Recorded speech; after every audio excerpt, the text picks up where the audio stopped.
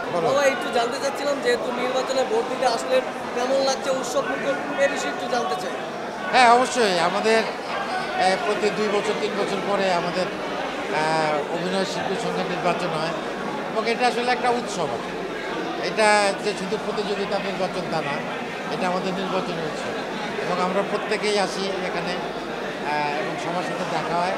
এটা অবশ্যই একটা আনন্দের বিষয় যে ২ বছর ৩ বছর পর আমরা সবাই এটা একটা রিউনিয়ন, হ্যাঁ, পুনর্মিলন।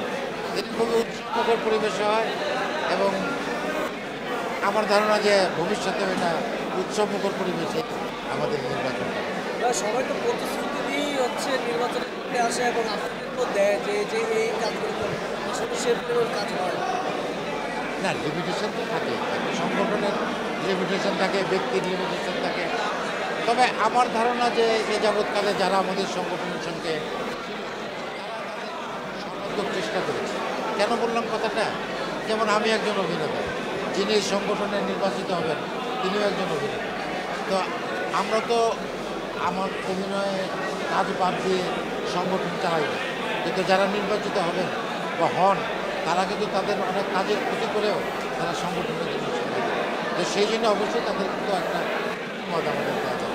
আর এটা তো চাকরি নয় যে তিনি নির্বাচিত হয়ে অনেক টাকা বেতন পান এবং অন্য কাজ বাদ দিয়ে, অভিনয় বাদ দিয়ে, সংসার বাদ দিয়ে শুধু এই সংগঠন করে। তবে আমি তাদের কাছে কৃতজ্ঞতা জানাই, আমার কৃতজ্ঞতা যে তারা অনেক সময় জানিয়েছে। তবে একটা সংগঠন তো ধীরে ধীরে শুরু হয়। একদিনে তো সব সমস্যার সমাধান। ধন্যবাদ।